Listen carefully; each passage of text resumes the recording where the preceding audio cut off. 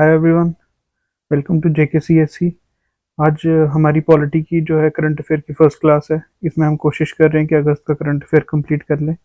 IR का हमने जून जुलाई और अगस्त का कंप्लीट कर लिया था। हम सितंबर का करेंगे। मई का इंटेंशनली छोड़ दिया क्योंकि most of the topics covered थे। एक दो टॉपिक को छोड़ के बाकी मोस्टली जितना भी आईआर का है मई का, वो PT 365 अपडेटेड सेकंड पार्ट में कवर्ड है। तो आज पॉलिटी स्टार्ट कर रहे हैं। आज कल और परसों में पॉलिटी खत्म कर देंगे हम। उसके बाद जो है बाकी क्लासेस भी आएंगी। थोड़ा शेड्यूल आगे पीछे रहेगा क्योंकि इंटरव्यू है हमारे सारे, जितने भी यहाँ पे एजुकेटर हैं उन सबका इंटरव्यू है। तो लेट्स स्टार्ट। सबसे पहले सब क्लासिफिकेशन ऑफ शेड्यूल कास्ट पे बात है।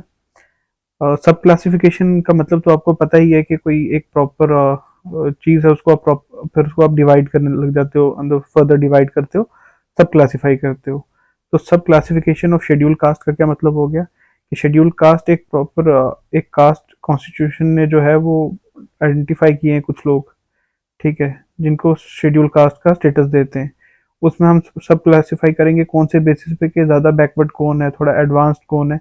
इस तरीके से सब क्लासिफाई करना है। क्यों करना है? क्योंकि ऑब्वियसली हम चाहते हैं कि जो ज़्यादा बैकवर्ड है उनको ज़्यादा बेनिफिट्स मिले। सबसे पहले हम थोड़े से आर्टिकल्स देख लेंगे जो इनके रिलेटेड है। आर्टिकल 14 ये कहता है कि सब लोग जो हैं वो लॉ के सामने बराबर है, ठीक है, इक्वालिटी बिफोर लॉ। और उसके बाद equal protection of law. Article 15 जो है वो ये चीज़ कहता है कि पहले तो आर्टिकल 15 के स्टेट किसी के खिलाफ डिस्क्रिमिनेशन नहीं करेगी। कौन सी बेसिस पे? क्लास, कास्ट, रेस वगैरह, इस बेसिस पे। तो इसमें एक 15 आर्टिकल 15 का क्लॉज 4 जो है वो ये बोलता है कि स्टेट के पास पावर्स हैं कि वो प्रोविजन बना सकता है। किसके लिए? Advancement of any socially and educationally backward classes of citizen और एससीज और एसटीज। ये सेल्फ एक्सप्लेनेटरी है कि स्टेट के पास पावर है, वो SC STs या कोई सोशली और एजुकेशनली बैकवर्ड क्लासेस हैं उनके लिए स्पेशल प्रोविजन बना सकता है। आर्टिकल 16 का फर्स्ट क्लॉज यही कहता है इक्वालिटी ऑफ अपॉर्चुनिटी होगी सब सिटीजन को। कौन से मैटर्स में? एम्प्लॉयमेंट और appointment to any office under the state. Self explanatory, ये आप एक बार पढ़ेंगे भी अपनी बुक से। जितना मुझे लगता है यहाँ पे एक्सप्लेन करने की जरूरत है उतना मैं बताता रहता हूँ। आर्टिकल 16 का फिर क्लॉज 4 ये भी कहता है कि स्टेट के पास पावर है। पहले तो यहाँ कहता है कि सबको इक्वल अपॉर्चुनिटी मिलेगी एम्प्लॉयमेंट पे। आर्टिकल 16 का जो क्लॉज 4 है वो ये भी कहता है कि जो स्टेट है उसके पास पावर है कि वो प्रोविजन बना सकता है रिजर्वेशन अपॉइंटमेंट्स के लिए किसी भी बैकवर्ड क्लास के लिए जो एडुकेटली रिप्रेजेंटेड नहीं है।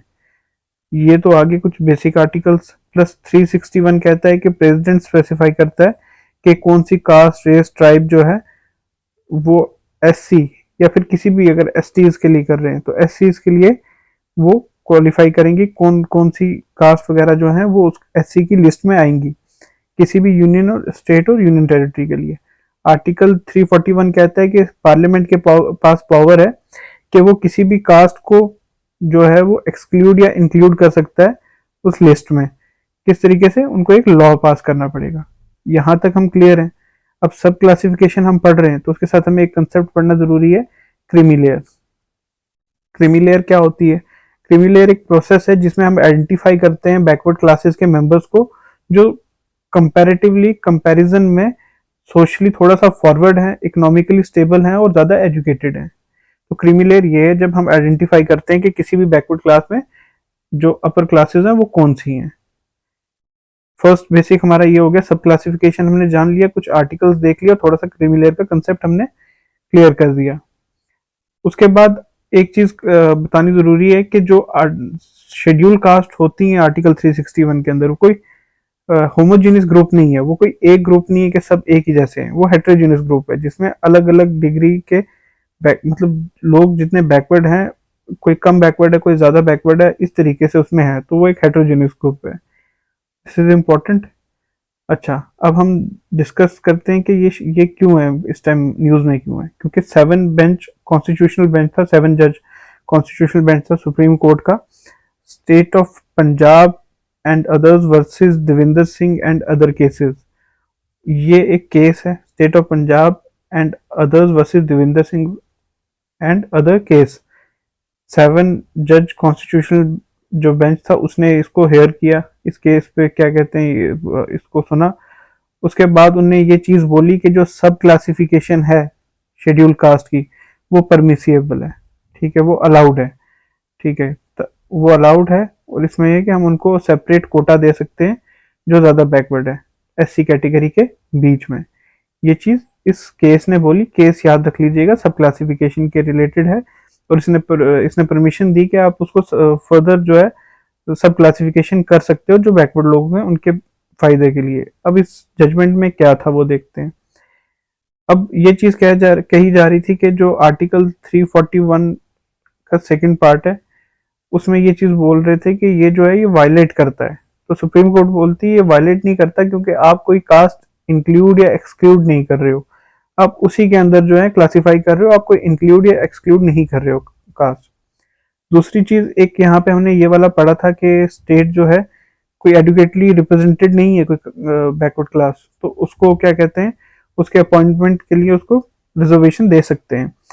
तो इसमें हमें ये चीज देखनी है कि जब स्टेट ऐसा कुछ करेगी तो स्टेट के ऊपर ये बर्डन होता है कि वो इस्टेब्लिश करे कि जो आपने रिजर्वेशन दी है वो जिस क्लास को वो सही में बैकवर्ड ही है, ठीक है, आप आर्बिट्रेरीली नहीं दे रहे किसी को, ये चीज जरूरी है।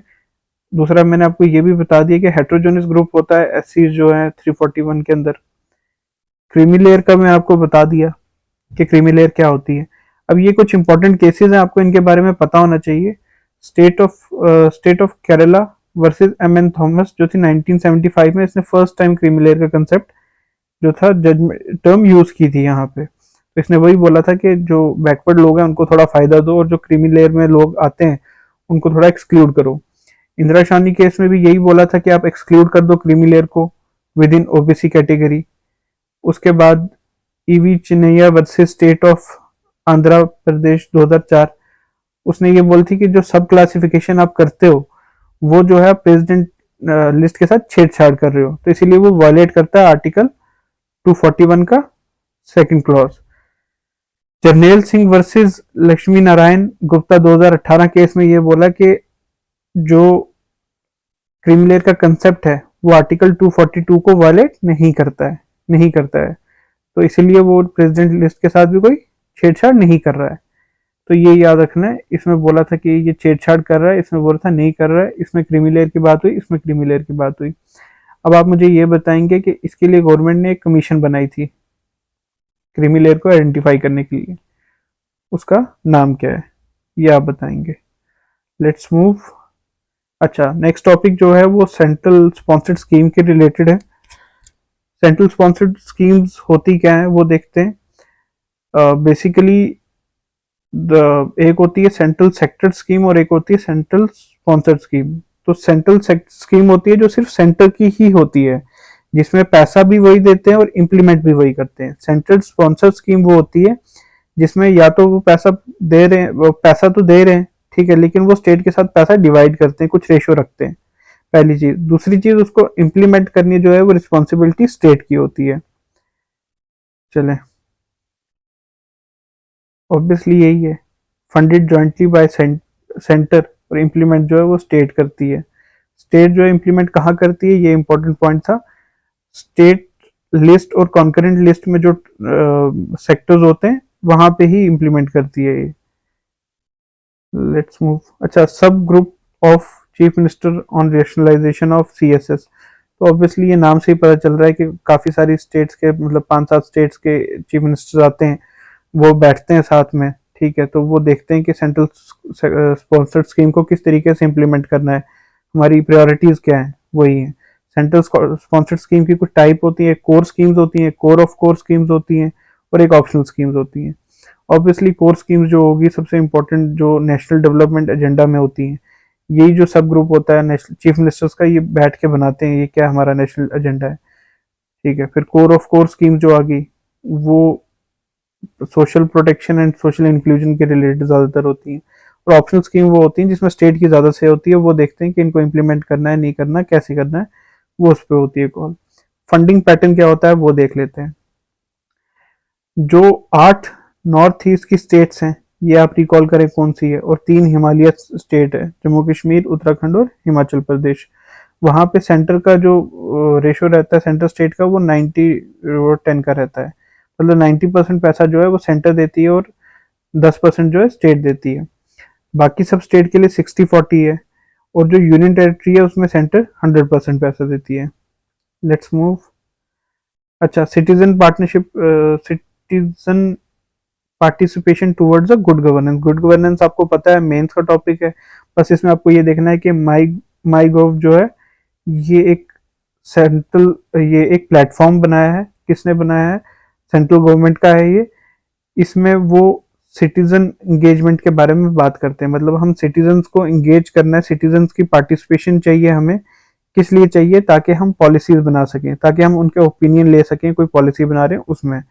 तो ये माई गोव जो है ये उसके लिए एक प्लेटफॉर्म है। अब माई गोव के कुछ इंपॉर्टेंट कैंपेन्स हैं। ठीक है, सबसे पहली लाइफ कैंपेन है। लाइफ कैंपेन जो है वो उसमें ये कोशिश करते हैं हम लोगों को अवेयर करें क्लाइमेट चेंज के बारे में, इन्वायरमेंटल जो डिग्रेडेशन हो रही है उसके बारे में। तो ये आप याद रखें, लाइफ कैंपेन जो है इन्वायरमेंट के रिलेटेड है, जिसमें हम लोगों को अवेयर करना चाहते हैं। दूसरा, स्टे सेफ ऑनलाइन जो है, ये G20 में जब इंडिया ने जो है लॉन्च की थी, कौन सी मिनिस्ट्री ने की है? मेटी ने, ministry of electronics and telecommunication, sorry ministry of electronics and technology I think. और इसका भी एम क्या है कि लोगों को अवेयर करें, जो ऑनलाइन रिस्क वगैरह होते हैं, थ्रेट्स वगैरह होती हैं, उसके रिलेटेड जो है लोगों को अवेयर करना है। इतना सा याद रखिए। स्वच्छ भारत सर्वेक्षण। तो स्वच्छ भारत तो आपको पता है हमारी जो एक फ्लैगशिप स्कीम है, उसमें हमारा ये रहता है सर्वेक्षण, मतलब सर्वे करने के लिए। मिलेट सुपर फूड, ये भी इसका एक इनिशिएटिव है। उसमें आप वही लोगों को अवेयर करते हो, बताते हो कि जो मिलेट है उसके क्या क्या फायदे हैं, न्यूट्रिशनस है और क्या है, वो फायदे डिस्कस करते हैं। उसके बाद कुछ और इनिशिएटिव जो गुड गवर्नेंस के लिए लिए गए हैं। स्वच्छ भारत मिशन सबको पता है क्या है, हाइजीन पे हमारा फोकस है। ठीक है, ओपन डेफिकेशन फ्री हमें करना है कि अपनी सोसाइटी को बनाना है, अर्बन रूरल एरिया में सब में। सॉलिड वेस्ट और लिक्विड वेस्ट मैनेजमेंट के बारे में बात करते हैं हम लोग। और इसलिए ये इसका एक और इम्पोर्टेंस ये है कि इसको 10 साल पूरे हो चुके हैं। 2014 में लॉन्च हुई थी, और ये कब लॉन्च हुई थी? 2 अक्टूबर को। तो इस बार जो है गांधी जी का 150th बर्थडे भी, सॉरी 2014 में 150th बर्थडे के दिन हमने ये लॉन्च की थी। उसके बाद national mission for clean Ganga. Obviously Ganga को कंजर्व और क्लीन रखने के लिए थोड़ा सा इसका डिस्कस कर लेते हैं। जो national mission on clean Ganga है, ये एक इम्प्लीमेंटिंग आर्म थी किसकी? National Ganga river basin authority की। ठीक है, नेशनल। अब ये चीज बताता हूँ कि गंगा को क्लीन रखना है तो उसके लिए ये एक बॉडी है। ठीक है, अब ये बॉडी जो है ये इम्प्लीमेंटिंग आर्म थी इसकी। जो ये NGRBA जो है ये डिसॉल्व कर दिया गया है। ठीक है, NGRBA इन्वायरमेंटल प्रोटेक्शन एक्ट के अंदर था, लेकिन ये 2016 में हमने डिसॉल्व कर दिया था। 2016 में डिसॉल्व कर दिया था। अगर ये डिसॉल्व कर दिया था तो कौन आया था? फिर हमने एक नेशनल काउंसिल बनाई थी, नेशनल गंगा काउंसिल, जिसको हम ये भी बोलते हैं, और दूसरा नाम है national council for rejuvenation protection and management of Ganga river. ठीक है, तो और इसका जो ये काउंसिल है, इसका इसका चेयरमैन कौन होता है? प्राइम मिनिस्टर होता है। तो जो मेंबर्स होते हैं वो बहुत सारी मिनिस्ट्रीज हैं, प्लस चीफ मिनिस्टर्स होते हैं, काफी सेक्रेटरीज भी होते हैं। चीफ मिनिस्टर वही उसी स्टेट के जहां जहां गंगा रिवर का बेसिन है। ठीक है, national mission on clean Ganga जो है ये एक इम्प्लीमेंटिंग आर्म किसकी हो गई है अब? नेशनल गंगा काउंसिल की। Let's move. लिटरल एंट्री जो है स्पेसिफिकली मेंस का, इसमें कुछ भी इंपॉर्टेंट नहीं है। यस, सॉरोगेट एडवर्टीजमेंट मेन स्पेसिफिक, लेकिन थोड़ा सा बता देता हूँ क्या होती है। सॉरोगेट एडवर्टीजमेंट होती है, जैसे let me give you an example के आपने देखा होगा कि अल्कोहल पहले तो बैन है, आप एडवर्टीजमेंट नहीं कर सकते हो उसकी। तो जो अल्कोहल की कोई कंपनी वगैरह होती हैं वो क्या करती हैं कि कुछ और प्रोडक्ट को एडवर्टीज करती हैं, उसके थ्रू उनकी जो है एडवर्टीजमेंट हो जाती है। तो इनडायरेक्टली जो है आप उसको एडवर्टीज कर रहे हो। एक आपने ऐड देखी होगी, मैन विल बी मैन, तो वो भी इसी के रिलेटेड है। कोई अल्कोहल कंपनी आई थिंक। ठीक है, तो उसके रिलेटेड ही है। बस वो उसको किसी और नाम पे एडवर्टीजमेंट कर रहे हैं, क्योंकि डायरेक्टली ऑनलाइन एडवर्टीजमेंट कर नहीं सकते हैं, तो वो इनडायरेक्टली एडवर्टीज कर रहे हैं। तो सैरोगेट यही होगी कि आप इनडायरेक्टली जो है एडवर्टीजमेंट करते हो। देखो ये देख लो, these are essentially substitute advertisement for the goods which can not be directly advertise due to the prohibition of law.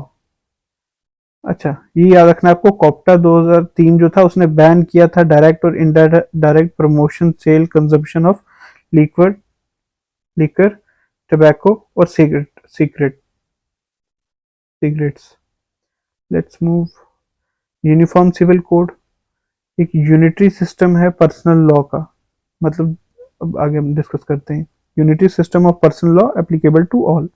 तो बेसिकली है क्या कि यहाँ पे हमारे हिंदुस्तान में जो बेसिकली सबके जो सिविल लॉज जो हैं, पर्सनल लॉज जो हैं वो अलग अलग है। जैसे मुस्लिम्स में शरिया लॉ है, इसी तरीके से अलग अलग है। तो अब ये बात चल रही है कि मैटर्स जो आपके पर्सनल लॉ के अंदर होते हैं, जैसे मैरिज होगी, डाइवोर्स हो गया, प्रॉपर्टी की सक्सेशन के रिलेटेड जो लॉज हैं, वो सबके लिए एक होने चाहिए, सबके लिए अलग नहीं होने चाहिए। तो सिविल लॉ मतलब आप एक सिविल लॉ जो है, यूनिफॉर्म सिविल कोड, जो आपके सिविल लॉज हैं वो सबके लिए सेम होंगे, ये चीज थी। इसमें आपको ये देखना है कि गोवा जो है वो पुर्तगीज सिविल कोड 1867 का फॉलो कर रही है, तो वहाँ पे यूसीसी ऑलरेडी चल रहा है। उत्तराखंड ने 2024 में यूनिफॉर्म सिविल कोड अडॉप्ट किया है।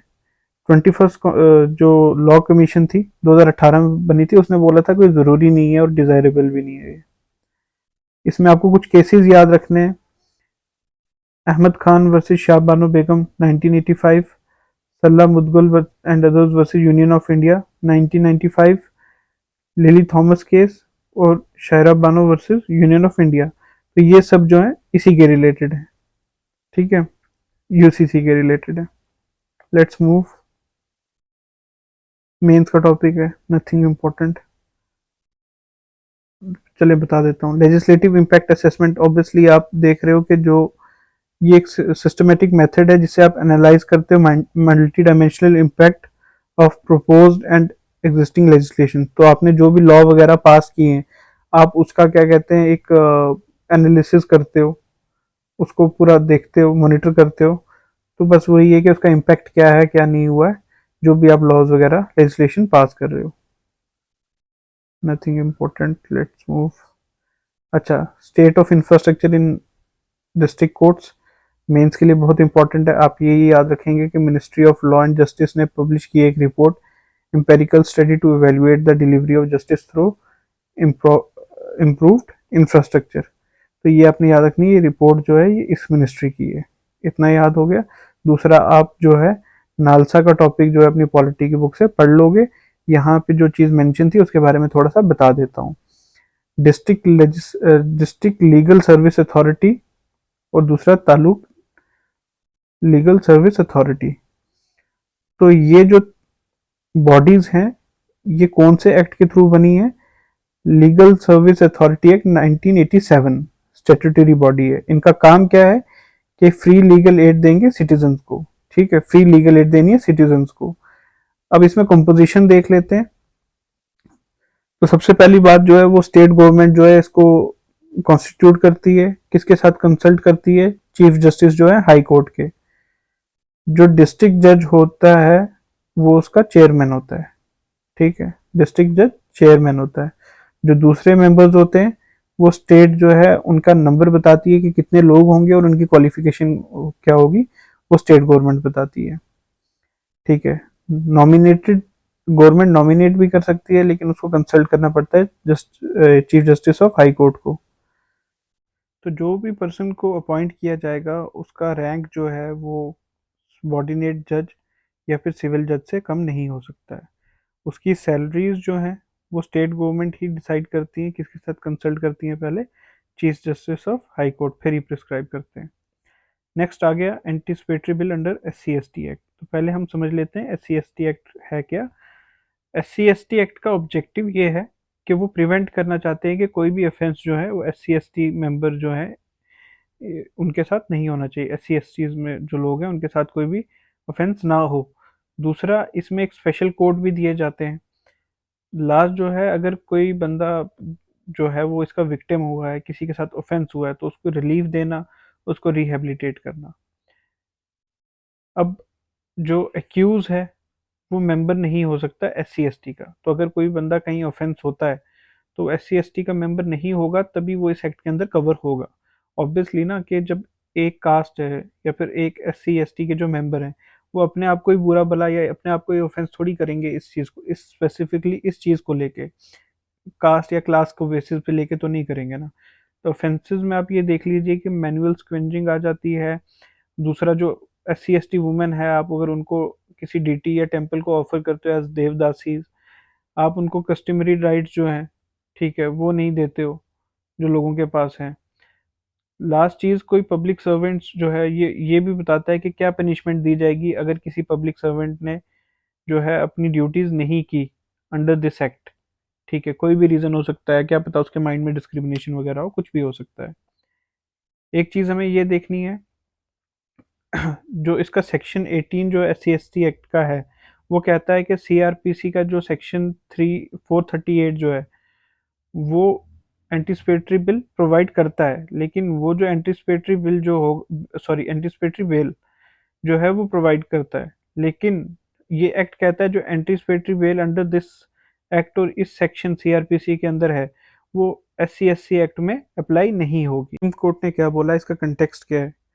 अब सुप्रीम कोर्ट ने बोला है कि ये चीज़ नहीं है, ये जो बार लगाया हुआ एंटिसिपेटरी बिल में, ये चीज़ गलत है। एंटिसिपेटरी बेल जो है वो मिल सकती है अनलेस एक प्राइमा फेसी केस जो है वो किया गया है। प्राइमा फेसी केस वो हो गया कि प्री ट्रायल एविडेंस दिए गए हैं। ठीक है, प्री ट्रायल एविडेंस दिए गए हैं। ऐसा नहीं है कि कोई भी आके बोल के कुछ चले जाए तो फिर वो उस पर हो जाएगी बात। आपने कुछ एविडेंस या प्री ट्रायल को एविडेंस वगैरह दिए हुए हैं, ये चीज़ बोली है। तो सुप्रीम कोर्ट ने बोला है कि एंटिसिपेटरी बिल मिल सकती है अनलेस एक prima facie case under this act is made out against the accused. चलें, इसमें हम देखते हैं कि की हाइलाइट्स क्या रहे हैं, कि सिर्फ इंसल्ट करना किसी SC ST के मेंबर को जो है वो ऑफेंस नहीं है, अनलेस और अनटिल के जो एक्यूज है उसकी इंटेंशन थी कि वो ह्यूमिलेट करना चाहता था कास्ट आइडेंटिटी को। ठीक है, तो ओनली इंटेंशनल इंसल्ट और इंटिमिडेशन जो है वो इसमें आती है। Let's move to next topic. अच्छा हाँ, ये चीज़ बताना भूल गया था कि CRPC में सेक्शन 438 एंटीसिपेटरी बेल के रिलेटेड है। CRPC की जगह भारतीय नागरिक सुरक्षा संहिता 2023 आ चुका था, तो उसमें जो सेक्शन है वो 482 है एंटीसिपेटरी बेल के related. Let's move. Delimitation commission. ठीक है, डीलिमिटेशन कमीशन आपको पता है क्या होती है? डीलिमिटेशन कमीशन, पहले देखते हैं डीलिमिटेशन होता क्या है। डीलिमिटेशन प्रोसेस होता है जिसमें आप फिक्स करते हो नंबर ऑफ सीट और बाउंड्री, ठीक है, किसी भी कॉन्स्टिट्यूंसी की, तो उसको डीलिमिटेशन कहते हैं। जो कमीशन उसको करती है, जो बॉडी करती है, उसको कहते हैं डीलिमिटेशन कमीशन या फिर बाउंड्री कमीशन। आर्टिकल 82 जो है वो कहता है कि delimitation is done by such authority in such manner as parliament by law में डिटरमाइन। तो वो बॉडी करेगी, वो अथॉरिटी करेगी जिसको पार्लियामेंट लॉ से पावर देगा। डीलिमिटेशन के रिलेटेड ये कुछ आर्टिकल्स हैं, ये आपको याद रखने हैं। 81, 82, 170, 330, 332, ये इसके रिलेटेड है। 4 बार डीलिमिटेशन हो चुका है, 1952 में, 63 में, 73 में और 2002 में। दूसरा, कुछ अमेंडमेंट आपको याद रखनी है, 84th अमेंडमेंट, 87th अमेंडमेंट। तो 84th अमेंडमेंट ने, 87th अमेंडमेंट ने जो है ये फ्रोज कर दिया था डीलिमिटेशन को, प्रोसेस को। कब तक? जब भी 2026 के बाद पहला सेंसस होगा तब तक उसको फ्रोज कर दिया था 2001 के लेवल पे।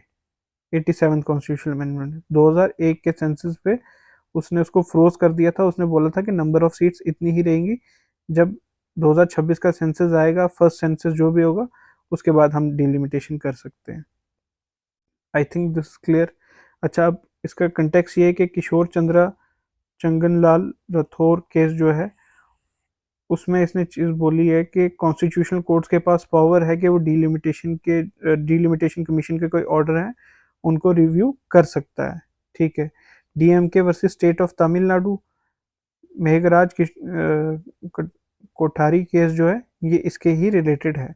तो डीलिमिटेशन भी आप पढ़ लेंगे अपनी बुक से, आई थिंक मैंने बहुत सारी चीज़ें यहाँ पे बता दी हैं कि कितने टाइम हो चुका है, कौन से आर्टिकल रिलेटेड है। ये 2 अमेंडमेंट जो हैं इसके रिलेटेड हैं। सबसे पहले 1971 पे हमने फ्रीज़ कर दी थी कि इस सेंसस के बेसिस पे ही डिलिमिटेशन हुई तो इसी पे फ्रीज़ रहेगी। उसके बाद इसके थ्रू हमने 1991 के बेसिस पे हमने की थी। उसके बाद 87 कॉन्स्टिट्यूशनल अमेंडमेंट एक्ट जो था उसने 2001 के बेसिस पे किया था। तो डिलिमिटेशन जो है आप सीट्स नहीं बदल सकते हो, ठीक है। जम्मू कश्मीर में भी हुई थी, हमने जो है सीट सेम रखी, लेकिन हमने उसमें ये चीज़ कर दी कि जो उसकी बाउंड्रीज थी वो रीड्रॉ की थी, तो दैट इज़ अलाउड, एक्सेप्शन है जम्मू कश्मीर में उसमें। अच्छा, ये बिल जो है नॉट वेरी इंपॉर्टेंट, एक तो बिल ही है इसलिए ज़्यादा इंपॉर्टेंट नहीं है। तो that's all for today. Thank you so much. God bless you.